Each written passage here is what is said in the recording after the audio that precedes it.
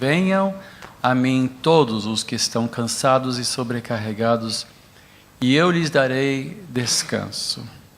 Tomem sobre vocês o meu jugo e aprendam de mim, pois sou manso e humilde de coração, e vocês encontrarão descanso para as suas almas, pois o meu jugo é suave e meu fardo é leve.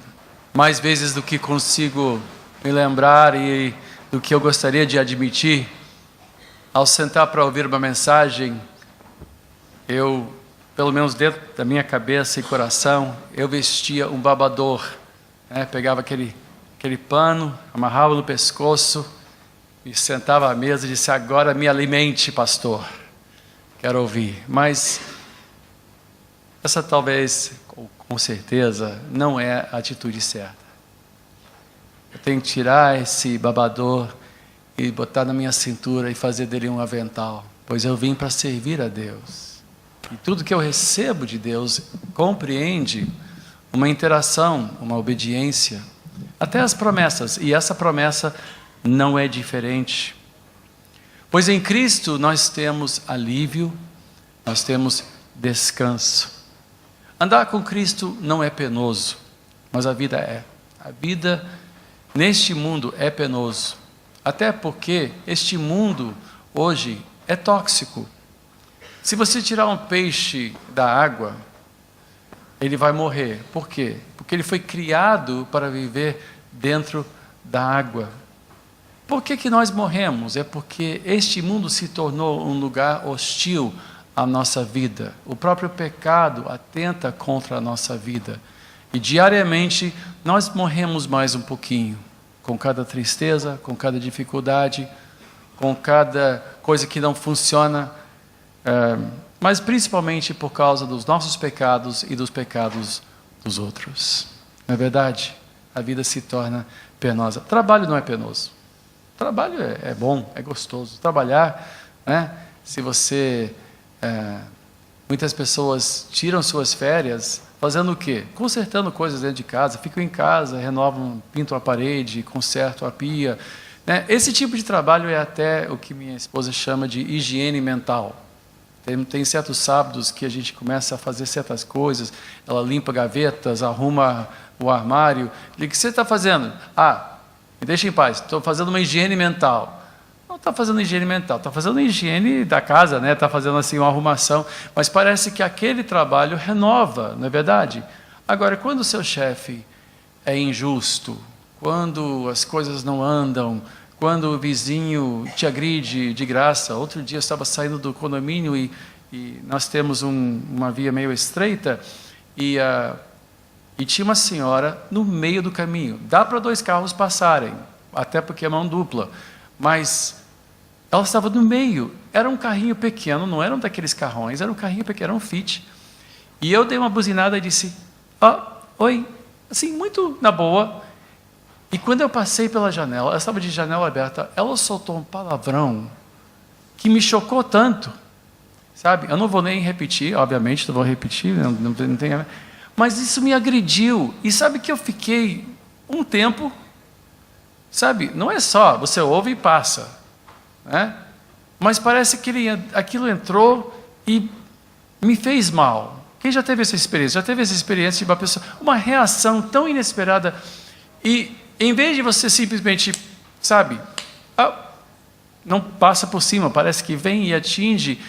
E eu queria soltar do carro e dizer: o que tem de errado com a senhora? Está pensando o quê? Só que ela já tinha ido embora. Mas eu queria mesmo assim, mesmo ela tendo passado, eu queria sair do carro e gritar para ela: qual é o seu problema? Mas ela não parou, então eu fiquei com aquele grito entalado na minha garganta, E são essas pequenas coisas que vão acumulando. Não é? É o aquecedor de água que não funciona, é a peça que nunca chega de São Paulo, eu tenho um aquecedor que não funciona há 3 meses, e o chuveiro, agora que o inverno está chegando, complica, e não é uma coisa ou outra, mas parece que é o acúmulo de coisas, fora os nossos desapontamentos e tristezas reais. Perdas. Essa vida é tóxica. E eu estava lembrando de um artigo que eu li recentemente, dizendo, olha, para você viver mais tempo, tem que eliminar estresse. Eu disse, então, eu vou morrer. E cada médico que eu vou, a primeira coisa que ele fala, meu filho, você tem que diminuir o estresse. Eu disse, fazendo o quê? Vou morar onde? No meio do mato? Eu moro no Rio de Janeiro, cidade grande, perigosa, e onde muita coisa não funciona, onde... Bom, eu não vou começar a falar das coisas, senão vai ser penoso até falar, né? E penoso para você ouvir. Mas nós sabemos que a vida é penosa. E o convite de Cristo é, venham a mim. Venham a mim e você achará o quê? Descanso para a sua alma. Muitos erroneamente buscam em atividades esse descanso, mas não te dará descanso. Vou para o cinema, sabe, eu estou muito estressado, vou pegar um filme, de repente isso vai melhorar. Melhora enquanto você está esquecendo do problema, mas resolver o problema da sua alma, desintoxicar a sua alma, revigorar a sua alma, só um pode fazer. É Cristo. Só em Cristo nós achamos o que ele descreve aqui. Descanso. Aliás, ele promete 2 vezes. Ele começa dizendo, vinde a mim, né, e achará descanso. Depois ele fala de novo. Sou manso, humilde de coração, e vocês encontrarão descanso para as suas almas, pois o meu jugo é suave e meu fardo é leve. Até agora, estou de babador. Mas ele diz, tome sobre si o meu jugo. Não posso mais ficar de babador, eu tenho que botar o avental de servo. Porque esse descanso não é só recebido passivamente, mas requer de nós um envolvimento. Quando eu me volto a Cristo, quando eu chego a Ele, eu tenho que entender que Ele também pede algo de mim. Ele pede que eu tome sobre mim mesmo o seu jugo. Agostinho disse desta maneira, meu coração vivia inquieto, e só achou paz quando achou pouso em ti, Senhor. Quando eu volto para Ele, quando eu chego perto dEle, há sempre uma conclusão de paz que visita a minha alma. Não é de imediato, é interessante isto. Os puritanos tinham uma maneira de escrever isso, eles diziam assim, ore até orar. Ore até orar. E quem já gastou tempo em oração sabe o que essa frase quer dizer. Eu vou explicar. Quando eu começo a orar, eu estou muito aflito. E se eu apenas fizer uma oraçãozinha qualquer, claro que eu entreguei a Deus. E há certos momentos que a gente não pode gastar mais tempo em oração.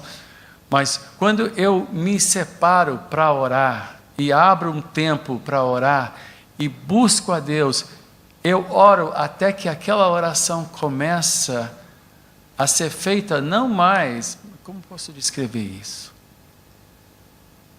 É como se eu estivesse falando e de repente eu sinto que alguém mais está presente me ouvindo. No início eu sei que Deus está me ouvindo, mas eu vou orando até que de repente eu sinto Ele também está se envolvendo na minha oração. E quando eu entro nesta etapa de oração, há uma paz que desce sobre mim. Parece que eu entrego o fardo. Não é assim, toma. Não, isso não é oração.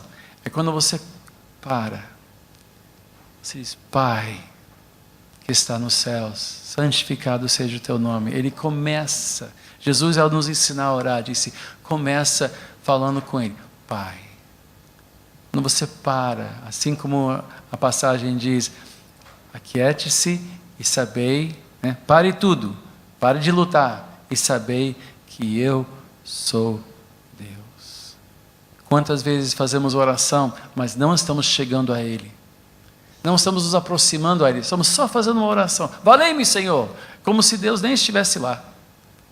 Mas quando eu paro e chego a Ele, assim como Ele convida, vinde a mim, ou venham a mim. venham a mim. Oração envolve essa proximidade a Cristo. E eu te darei descanso. Que convite extraordinário e maravilhoso.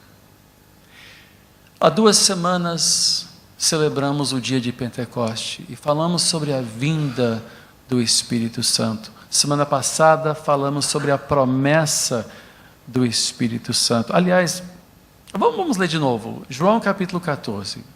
João capítulo 14.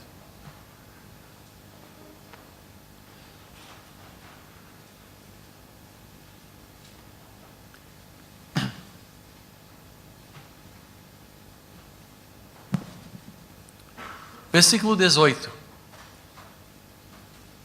Jesus está se despedindo dos seus discípulos. É o discurso de despedida. João 14, 15 e 16. Sendo que 17 é a sua oração sacerdotal intercessória. Mas esses 3 capítulos fazem parte do que nós conhecemos como o discurso de despedida de Cristo. E ele diz em versículo 18: não os deixarei órfãos. Voltarei para vocês. Dentro de pouco tempo o mundo não me verá mais. Vocês, porém, me verão. Porque eu vivo, vocês também viverão. Naquele dia compreenderão que eu estou em meu Pai, vocês em mim e eu em vocês. Quem tem os meus mandamentos e lhes obedece, esse é o que me ama. Aquele que me ama será amado por meu Pai, e eu também o amarei e me revelarei a ele. E no versículo 23 ele disse: se alguém me ama, obedecerá a minha palavra. Meu Pai o amará, nós viremos a ele e faremos morada nele. Agora a promessa é mais profunda. A comunhão prometida é maior. Jesus fez o convite: vinde a mim. E é assim que nós começamos a nossa vida em Cristo. Nós chegamos a Ele, tomamos sobre nós mesmos o seu jugo. Não só adotamos uma confissão ou abraçamos uma religião, mas nós chegamos à pessoa de Cristo, porque Cristo é o Evangelho.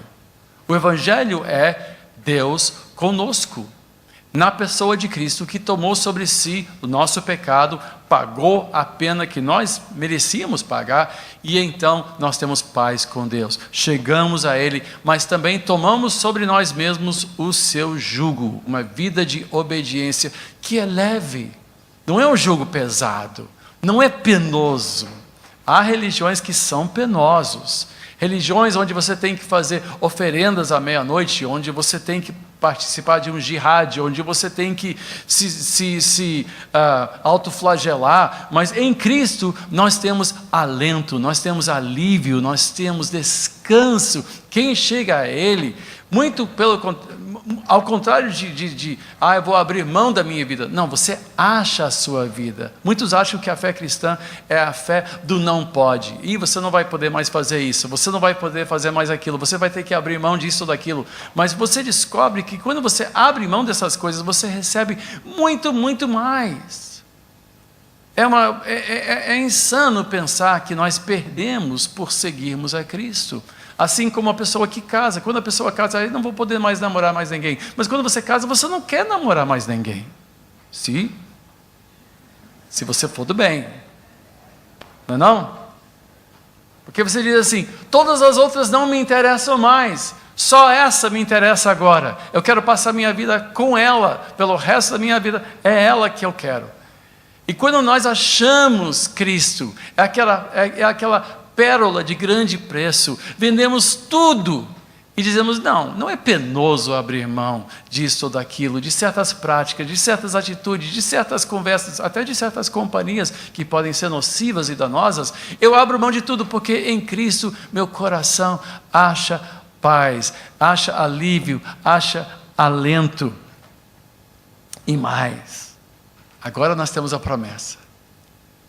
Mas Cristo diz, eu estou indo, é necessário que eu vá, mas eu mandarei o Espírito, e quando Ele vier, eu voltarei, e o Pai voltará, o Pai virá, e nós habitaremos, ou seja, nós nos tornamos literalmente a habitação de Deus, o templo do Espírito Santo. Meus irmãos, Deus não mora nesse prédio.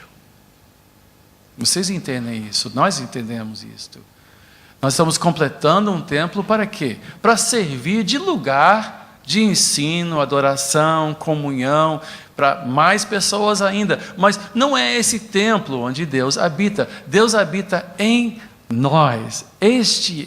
Esta é a promessa que Cristo fez. E que promessa maravilhosa de eu ser a morada de Deus. Literalmente Deus Pai, Deus Filho, Deus Espírito Santo vem morar em mim. Não é uma metáfora, é uma realidade espiritual. Agora, nós vemos aqui uma coisa interessante,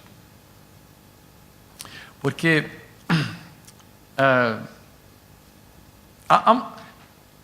nesse mestrado que eu terminei há pouco tempo, há 2 anos atrás, eu fiz um curso sobre a Santíssima Trindade. Fascinante esse curso. E há uma palavra que eu aprendi nesse curso chamado pericorese. Eu não sei se traduz pericorese, pericoresis. Pericorese, deve ser pericorese, né? Pericorese descreve o quê? A dança entre Deus Pai, Deus Filho e Deus Espírito Santo. E literalmente, um vivendo no outro. Os três interagem e habitam um no outro. A sua comunhão é tão plena que são uma pessoa só. Literalmente, quando nós lemos essas palavras, Jesus está dizendo, você está sendo convidado para viver em nós e nós vivermos em você. Olha a promessa. Olha a promessa. João 15. Agora, lemos a semana passada, vamos agora continuar em João 15, versículos 1 a 9. Diz assim, olha, veja só a dinâmica aqui. Eu sou a videira verdadeira e meu pai é o agricultor. Todo ramo que estando em mim não dá fruto, ele corta. E todo que dá fruto, ele poda, para que dê mais fruto ainda. Vocês já estão limpos pela palavra que lhes tenho falado. Permaneçam em mim e eu permanecerei em vocês. Nenhum ramo pode dar fruto por si mesmo, se não permanecer na videira. Vocês também não podem dar fruto, se não permanecerem em mim. Eu sou a videira, vocês são os ramos. Se alguém permanecer em mim e eu nele, esse dará muito fruto, pois sem mim vocês não podem fazer coisa alguma. Se alguém não permanecer em mim, será como o ramo que é jogado fora e seca.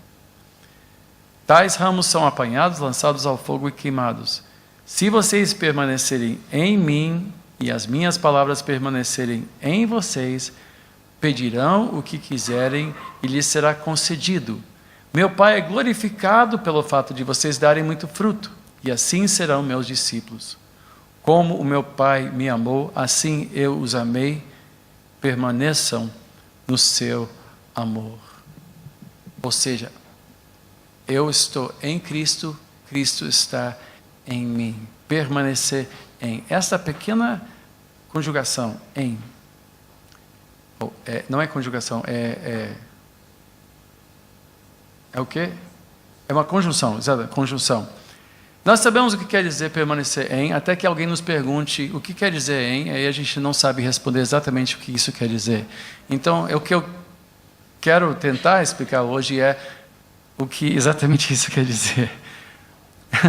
Porque há um certo mistério aqui, né? E há muitas coisas na palavra de Deus que inicialmente parecem muito simples, e quanto mais você pensa a respeito, você diz, não é tão simples assim.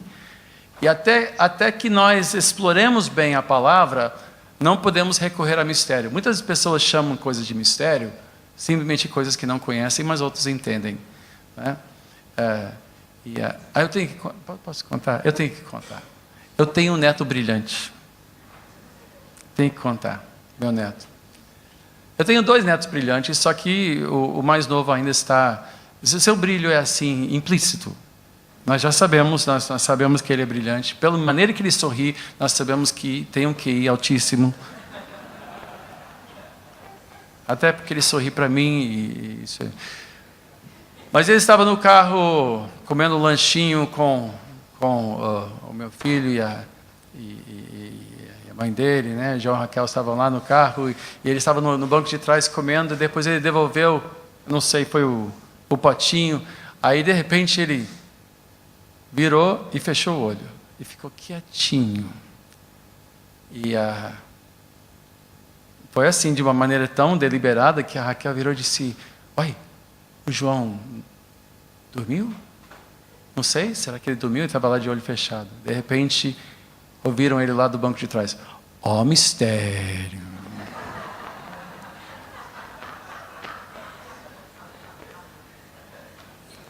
Mistério glorioso. As raízes pentecostais sobressaíram assim, né? Fantástico. Já está brotando vida nova, um renovo pentecostal na família. Ótimo, ótimo. O que quer dizer exatamente? Há um mistério aqui. Há um mistério. Deus é Espírito. E a sua presença em nossas vidas é algo que nos dá descanso e alívio e renovação. E nós podemos viver nesta alegria e nesta paz. Todavia, Jesus aqui usa a palavra permanecer no imperativo. Não é só receber. Ele diz: permaneçam em mim. Agora vem o imperativo: permaneça. Há algo que Deus faz, mas há também algo que você faz. Não é só o babador que nós vestimos, é o avental. Não é só receber o alívio, mas é também tomar o jugo. Há uma participação das duas partes. Há uma parte passiva, onde nós recebemos de Deus, mas há também uma parte ativa, onde nós participamos daquilo que Deus está fazendo em nossa vida. Requer de nós não somente assistirmos certas coisas ou ouvirmos certas coisas, mas exige de nós uma interação, uma iniciativa que vem de Deus, certamente vem dele tanto querer como também o realizar, certamente, mas requer de nós uma participação. A vida cristã não é uma coisa estática, é sim uma coisa dinâmica. É uma coisa que requer algo de você todo dia. Todo dia. É algo que requer de mim uma aproximação de Cristo. Não é só, um dia eu levantei a mão, um dia eu fui batizado, um dia eu tive um encontro com Deus.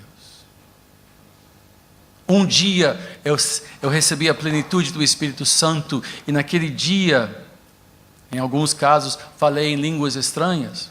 Mas eu me lembro disso, isso foi na minha juventude. Nunca mais, mas sabe como é? Aconteceu para mim. Não, diariamente nós somos chamados para permanecer em Cristo. Ele promete fazer a habitação em nós pelo poder do Espírito Santo, mas requer de mim. E ele mostra isso pela imagem da videira, do galho e da videira. Literalmente nós temos que receber seiva dele, vida dele diariamente, senão nós não produziremos frutos. E quantos não deixam a sua vida espiritual esfriar e param de crescer, param de demonstrar as virtudes e param de ver resposta à oração, param de ver milagres acontecerem em sua vida, param de viver a plenitude do que Deus promete. Deus promete diariamente abençoar não só a nossa vida, mas abençoar outros através da nossa vida. Por quê? Porque fruto nunca é usado para alimentar a própria árvore que a gera. Uma árvore de maçã não se alimenta de maçãs. Fruto é sempre para o bem dos outros. Você recebe o fruto do Espírito de paciência, não é para você, não é para você se sentir melhor, é para você poder ser mais longânimo com outras pessoas. Quantos aqui já pediram paciência a Deus? Alguém já pediu paciência? Não peça isso. Por quê? Porque Deus vai mandar alguém para a sua vida para te ensinar paciência, porque Deus não dá paciência, Ele ensina a paciência. E aprender a ser... Quantos já pediram humildade? Pior, quantos já pediram humildade? Alguém aqui já pediu para ser humilde? Oh. Como é que você aprende humildade? Sendo humilhado. Ou você vai fazer de conta que é humilde, né? E há pessoas que de certa forma, vestem uma certa humildade que não tem nada a ver com dons do Espírito, né? Pessoas que andam por aí com voz, a meia voz, né? Você chega aí, meu irmão, tudo bem? A paz do Senhor. E você, sim, não, esse cara é humilde. E você lá dentro dizendo, sou muito humilde, graças a Deus. Sou humilde pra caramba. Não, o que acontece? Deus vai nos ensinando. O que Ele vai fazendo? Vai podando a árvore. Quem produz um pouquinho de humildade, Ele vai podando. Como é que Ele faz isso? Ele vai cortando os nossos galhos, vai tirando as nossas folhas, vai tirando o fruto bom e vai nos renovando. Então você diz, não, agora eu estou pronto. Você nunca estará pronto. Diga para o seu vizinho, você nunca estará pronto. Uma árvore viva precisa sempre ser podado. Porque sempre tem um galho crescendo fora do lugar. Enquanto a vida tem folhas aparecendo, quanto mais idade. E você pensa assim, não, mas agora eu já tenho tantos anos no Evangelho. Meus irmãos, quanto mais tempo você tiver no Evangelho, mais coisas Deus vai ter que podar. Porque os pecados da nossa velhice são piores do que os pecados da nossa juventude. Quantas pessoas começam a sua vida cristã, naquele afã, orando, e se tornam velhos, ranzizos, secos, galhos secos, pessoas amargas, pessoas que não têm fé, ficam aí, vocês orando, eu já orei tanto que meus joelhos até não funcionam mais de tanto orar, mas agora Deus sabe onde eu estou, Ele pode me ajudar, porque eu já sobrevivi tanta coisa, já rejeitei tanta maldade, mas agora eu estou com Deus, graças a Deus. E vai aquela secura, vai aquela amargura.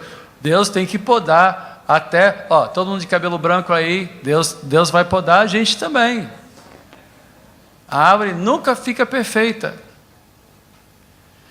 Vai cortando, para quê?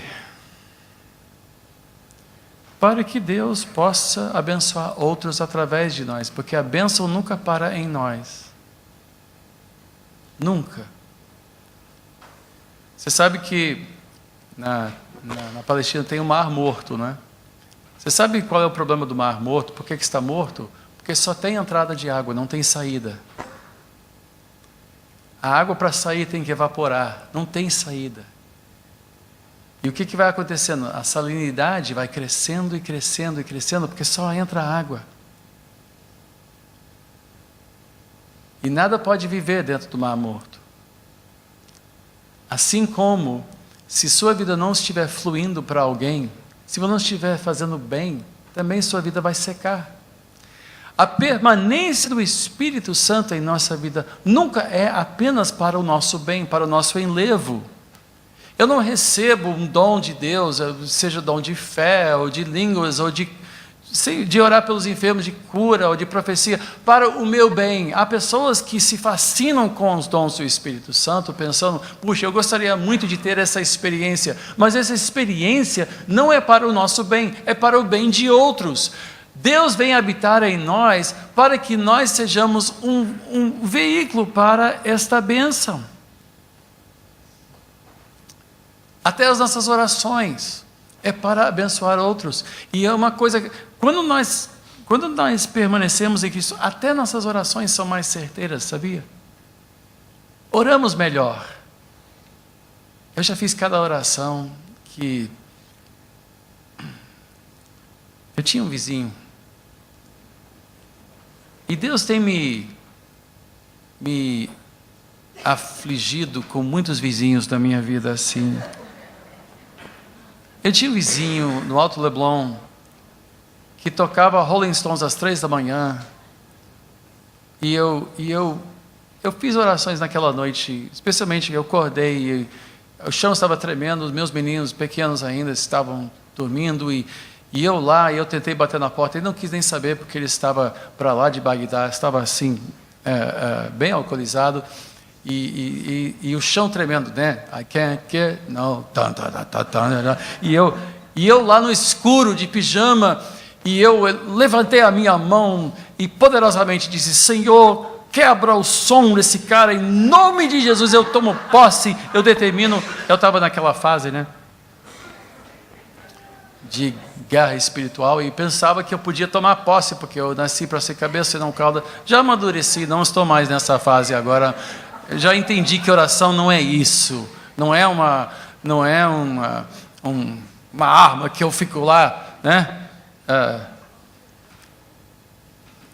Mas a gente passa por essas fases, que nem aquela senhora durante o louvor estava lá, o pastor, e ela estava lá e tal, e tudo louvando, e quando Deus... Aí o pastor disse: agora vamos sentar. E ela estava aí, de repente ela...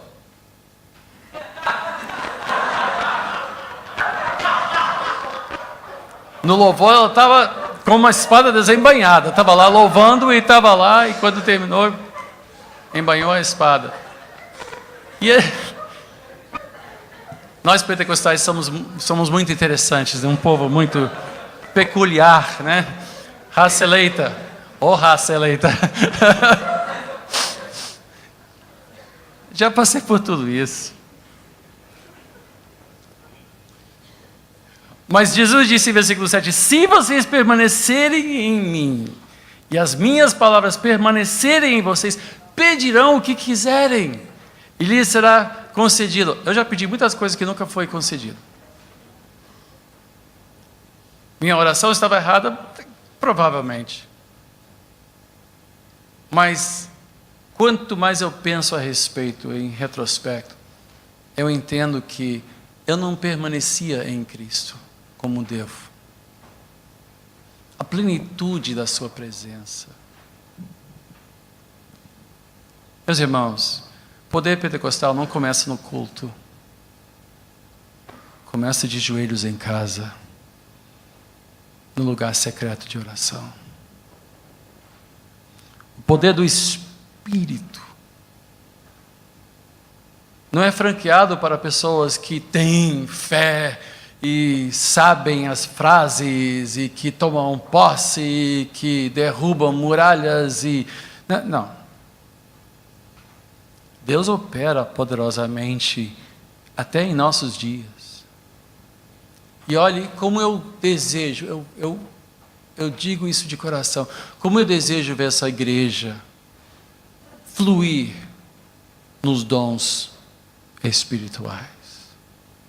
Sim, línguas estranhas, essa linguagem maravilhosa do Espírito, falando mistérios a Deus.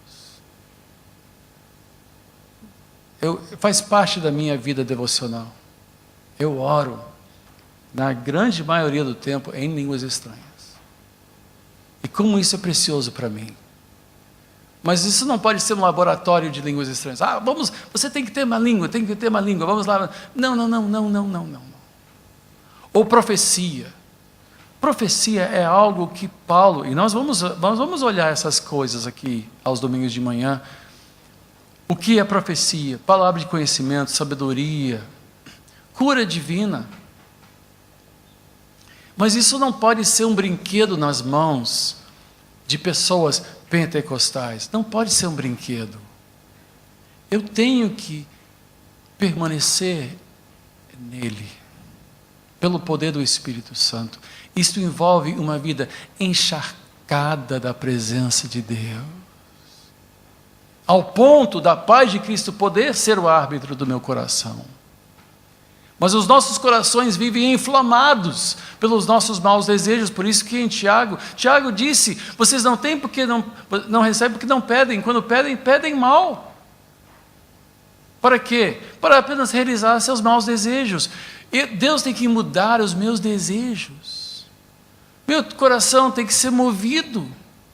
Na noite que eu fui amarrar o som do meu vizinho, que continua a funcionar, e deve estar funcionando até hoje, porque Deus não atendeu a minha oração. Naquela noite eu estava lá: Senhor, quebra o som dele, ou quebra ele, ou sei lá, porque eu sou... O que Deus estava fazendo? Estava dizendo: está vendo, filho? Está vendo que ridículo que você está passando? E eu estou confessando isso, e é engraçado, vocês estão rindo hoje? Eu não estava rindo às 3 horas da manhã, eu estava muito frustrado, dizendo: onde está o poder? Eu quero o poder do alto, eu quero Espírito, manda ver. Eu estava lá, com a espada desembainhada. Como nós somos infantis. Como eu já fui infantil. Não é isso. Não é isso. Nós não saímos para derrubar todo mundo na nossa frente. Cristo nos entrega a morte todo dia. Nós somos o pequeno rebanho entregue à morte diariamente. Está dizendo que nossos irmãos na Síria, que foram mortos, decapitados pelo Estado Islâmico, não têm poder? Tem poder, sim. O poder da sua palavra. Eu estou lendo Apocalipse esses dias na minha leitura, e se você não tiver um plano, pegue um plano aqui com seu pastor. Nós temos planos de leitura bíblica. Estou lendo sobre o povo de Deus que vence a besta, vence o dragão, pela palavra do seu testemunho, pelo sangue de Cristo e por não amarem a sua própria vida. Muitos querem Deus, mas querem Deus como uma espécie de apêndice à sua vida normal. Um pouquinho de devoção, uma oraçãozinha, um versículo de promessa, que já vou ficar esperto, vou ficar bonzão. Não. Espiritualidade não é isto. Não é isto. Não é uma caixinha de promessas. Não é um versículozinho, não é o pensamento do dia. É o andar com Deus, é o permanecer em Deus. Nós costumamos setorizar a nossa vida. Temos um período com Deus e um período sem Deus. Um período espiritual e um período normal. E nós separamos nossa vida em parcelas, em capítulos. Dizemos: bom, agora eu vou abrir a porta para o Espírito, agora eu vou ficar no Espírito. E a gente fica assim: agora eu vou ser espiritual, agora eu vou orar. Mas no trânsito, a carne sobressai. Não é verdade? No trânsito, especialmente levando fechada, de repente, você não está mais no Espírito, você está na carne. E quem nunca ficou chateado e perdeu a bênção, que jogue a primeira pedra. Não serei eu. Ou, há momentos que a gente se permite certos excessos. Lemos sobre gula como obra da carne. Mas nós não nos cuidamos. Não somos comedidos. Vamos para aquela churrascaria e eles vêm com aqueles espetos, Já faz anos que eu não entro na churrascaria, mas vem e você lá, manda, mais um, manda. E você não vê, mas daqui a pouco você começa a ficar triste. Você começa a ficar assim, meio respirando com dificuldade. E aí vem aquela mussarela de búfala, e você, umas e duas. E você, agora chega. Vem mais uma coisa. Oh, não trouxeram mais cedo. Ai, não posso ir embora sem isso. E você está lá, até que finalmente você está assim, passando mal. Aí eles trazem aquele tanque de bronze e cristal, cheio de profiteroles. E você está lá, oh meu Deus do céu. Mas hoje é um dia especial. Não tem nada de especial, mas você decide que é um dia especial. Vou começar amanhã. E você vai, né? E ainda tem coragem de pedir Coca Zero. Como se isso fosse poupar alguma coisa.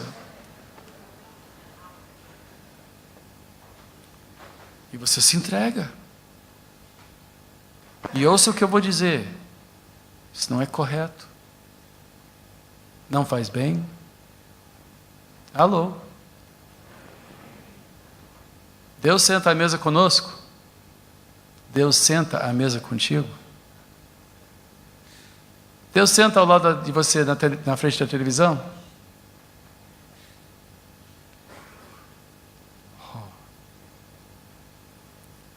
Permaneçam em mim. É o que Cristo nos chama a fazer. Permaneçam em mim. Não estou dizendo que a vida cristã é uma vida apenas de paz, não. Nós temos lutas e lágrimas e frustrações. Qualquer santo de Deus passa por tudo isso. Momentos de medo e de raiva e de tristeza e de solidão. Todos nós passamos por isso. Até o mais santo entre nós. Eu não vou dizer que você estará sempre feliz, sempre em paz. Há momentos que você precisa voltar a Cristo, dobrar o seu joelho, clamar a Deus, pedir socorro. A vida cristã não é um paraíso só. Não é um passeio no parque. Não é uma festa. Quando Paulo descreve, ele defende o seu apostolado, ele fala sobre naufrágios, ele fala sobre perseguição, ele fala das vezes que ele foi deixado como morto, de tanto baterem nele, deixaram ele como morto, um homem morto, concluíram que ele estava morto. Com certeza, ele não estava se sentindo bem naquele momento. E no meio do naufrágio, também não nos sentimos bem. No meio das dificuldades, não nos sentimos bem. A fé cristã não é uma manipulação das nossas emoções. Não é a garantia de que você sempre vai se sentir bem. No entanto, mesmo no meio das lágrimas, mesmo no meio das tristezas, mesmo no meio das frustrações, nós podemos ter uma paz e um descanso para a nossa alma, se nós recorrermos a Ele. E Ele nos chama para permanecer nele, não só para visitar. Muitos pensam em Cristo como alguém que está lá dizendo, ligue para mim, viu? Estou aqui, qualquer coisa, ligue para mim, viu? Não, Ele não quer, Cristo não vive conosco à distância, não é interurbano. Falar com Deus, você não precisa ligar interurbano. Deus está aqui. Deus está aqui. Deus está conosco.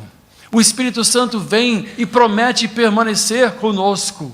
O Pai, o Filho e o Espírito prometem fazer habitação em nós. Ele está conosco. Mas nós ignoramos a sua presença e deixamos de nos submeter à sua vontade. E nós conduzimos a nossa vida como se Ele nem estivesse presente. Há certas pessoas que quando andam conosco no carro, temos que andar com mais cautela, não é verdade? Quando você está com sua esposa no carro, meu irmão, você não anda, ou com crianças no banco de trás, você não anda com um pouquinho mais de cautela? Deveria sempre andar com cautela, mas você anda um pouquinho mais de cautela quando tem uma criança no banco de trás. É claro que sim. Por quê? Você não está sozinho.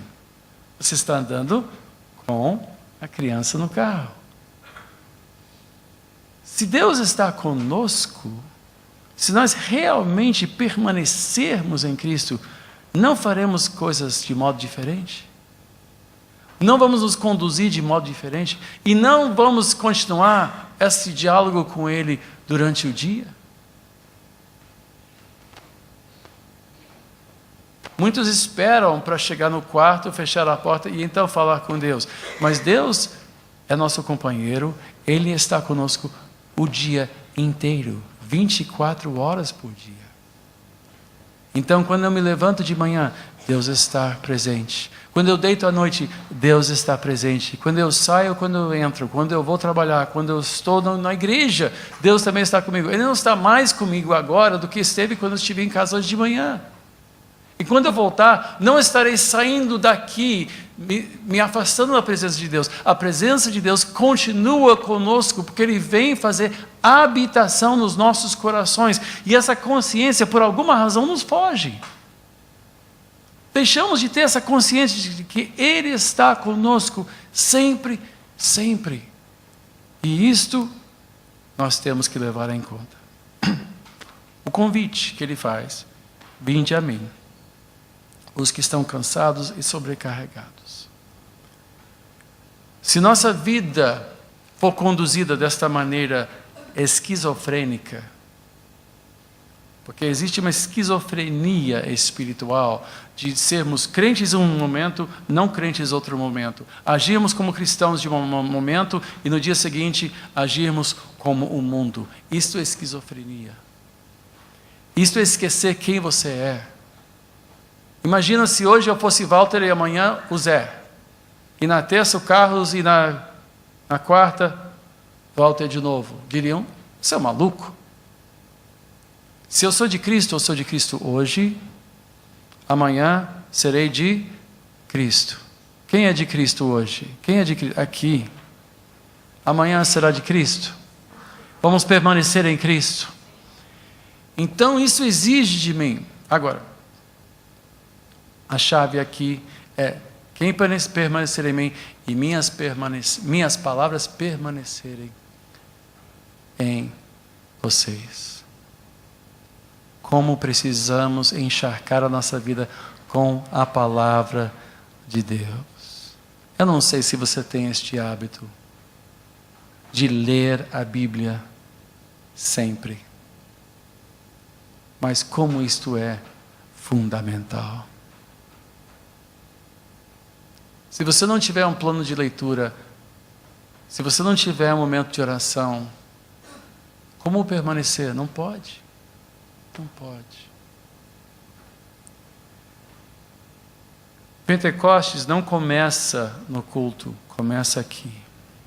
A sua essência, o exercício dos dons, do fruto, a obra do Espírito Santo sobressai quando nós permanecemos. Este é o desafio.